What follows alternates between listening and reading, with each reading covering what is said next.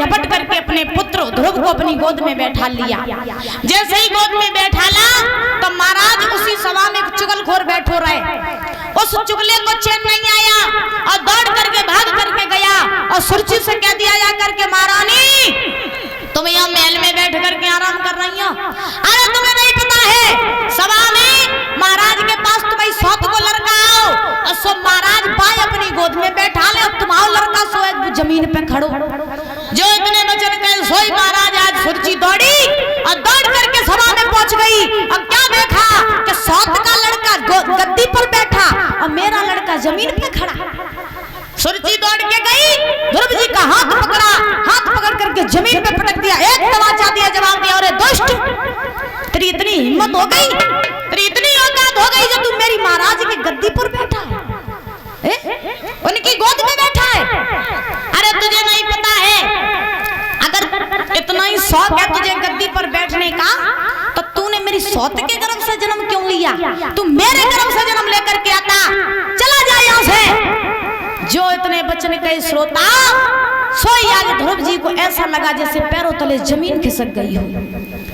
ध्रुव जी रोने लगे और रो करके महाराज आज भागते भागते भागते भागते अपनी मैया सुनीति के पास आ गए। जैसे ही सुनीति के पास में आए तो महाराज सुनीति ने अपने पुत्र को रोता हुआ देखा तो सुनीति ने पूछ दिया, क्या बात है लाला, क्यों रो रहा है? जल्दी से बता दे, मेरा दिल बैठा जा रहा है, किसने तुझे मारा?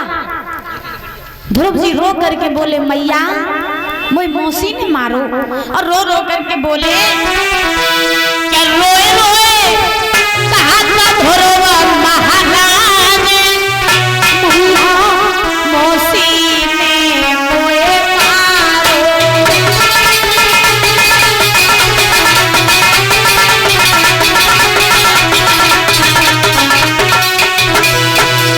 मैया मोई मौसी ने मारो।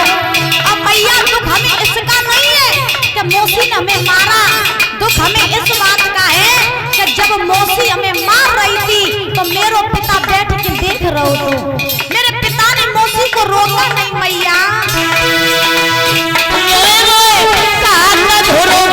महाराज मैया मौसी ने मारो।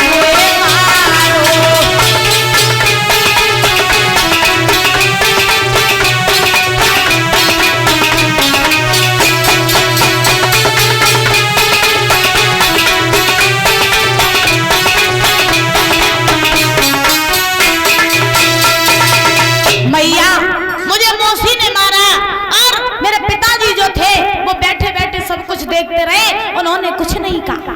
मैया जब बता दे कि मेरा पिता कौन है और अगर वो पिता मेरा होता तो मौसी के हाथों से हमें पिटने नहीं देता। बता मैया मेरा पिता कौन है? जैसे ही इतने वचन कहे तो श्री सुखदेव जी समझा रहे हैं, राजन परीक्षित। सुनीति ने जवाब दिया, बेटा अगर तुम पिता के इस संसार के पिताओं के चक्कर में रहोगे तो यहाँ पर कोई किसी का नहीं है, और अगर तुम्हें सच्चा पिता ढूंढना है तो वो तेरे बाप का भी बाप है, परम पिता परमेश्वर। अगर तू पाना चाहता है तो तू उसकी गोद प्राप्त कर, तभी तू इस संसार से सफल हो जाएगा। जैसे ही इतने वचन कहे तो ध्रुव जी बोले, मैया अगर परम पिता परमेश्वर की शरण में हम चले जाएं तो जब बता मैया वो भगवान मिलेगा कौन, वो पिता मिलेगा कौन? तो सुनीति ने जवाब दिया, वो पिता तुझे वन में जाकर के मिलेगा। जब तू भजन करेगा, भक्ति करेगा, तब तुझे वो पिता मिलेगा। देखो श्रोताओं, वो मैया है सुनीति जो अपने 5 वर्ष के बालक से कह रही, बेटा वन में जाकर के भजन कर। और आजकल की दशा ये है कि अगर बच्चा कहूँ भजन कीर्तन में चलो जाए या कहूँ भागवत सुनिया तो लोग कहते हैं कहूँ मेरा लला बाबा ना हो जाए। हाँ देखा है मैंने, सुना है। अगर बच्चे कहीं चले जाएं तो लोगों को डर लगता है कि कहीं ये संत ना बन जाए। लेकिन ध्यान रखना, जो माता पिता अपने बच्चों को छोटे से भगवान के शरण में भेज देते हैं या भगवान की शरण में जोड़ देते हैं, वही बड़े होकर के ध्रुव, प्रहलाद और श्रवण कुमार बनते हैं। और छोटे पे से अगर भगवान की शरण में नहीं लगाई हो तो महाराज ध्यान रखना, फिर तो भी लाठी लेके पूजी हम नहीं जानते। हाँ, और आजकल सवेरा हो बच्चे उठे तो बच्चों से माता पिता क्या क्या कहते, बेटा गुड मॉर्निंग, और सोए जाएं तो गुड नाइट। अब क्या सिखाते बच्चों को, बेटा मम्मी पापा से, अब तो मम्मी पापा तो नहीं कही जाती, अब तो मॉम डैड चली सीधी सीधी है। तो ऐसे सिस्टम। लेकिन जब तक बच्चों को बचपन से संस्कार नहीं डालोगे तब तक बड़ा होकर के वो संस्कारी नहीं बनेगा। बोलिए गोविंद भगवान की।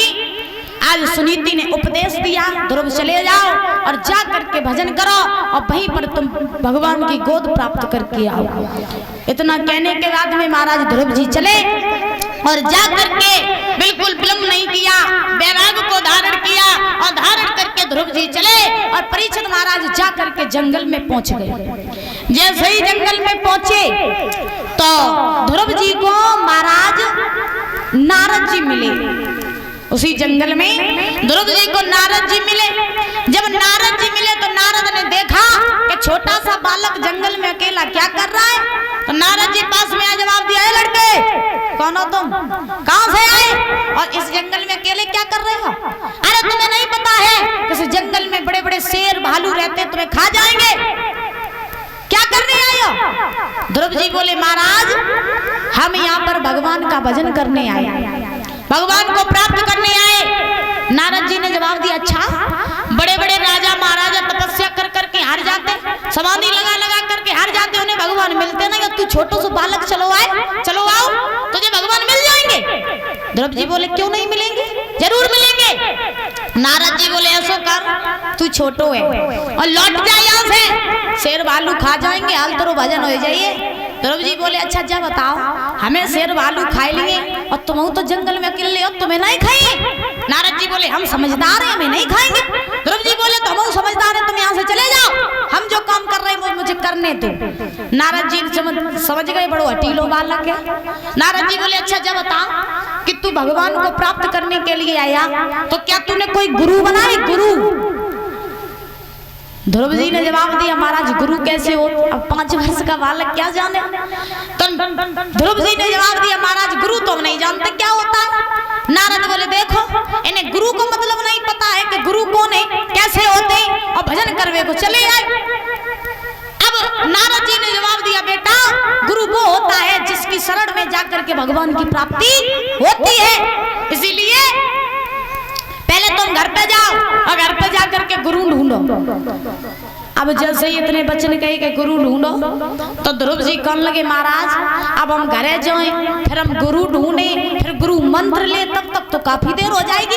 तो ऐसा करो नारद जी, तुम ही मेरे गुरु बन जाओ, तुम ही मेरे गुरु बन जाओ। जो इतने बच्चे कहे तो नारद जी बोले, ना हम ना तेरे गुरु बने। ध्रुव जी बोले, क्यों नहीं बनोगे, हमें कौन सी कमी है? तो नारद जी बोले, कमी तो कोई नहीं है, लेकिन तू छोटो सो बालक तो हम कब तक गुरु मंत्र देते रहेंगे, इसलिए हम तुम्हें नहीं गुरु बनाएंगे। ध्रुव जी बोले, महाराज गुरु बना लो, आपकी गुरु बन जाओ हमारे, आपकी बहुत मेहरबानी होगी। महाराज श्री सुखदेव जी समझा रहे हैं, राजन परीक्षित हुआ ऐसा कि आज नारद जी जो थे वो ध्रुव जी के गुरु बन गए। अच्छा एक बात और बताएं, आजकल गुरु करो तो बड़े सोच समझ के करियो।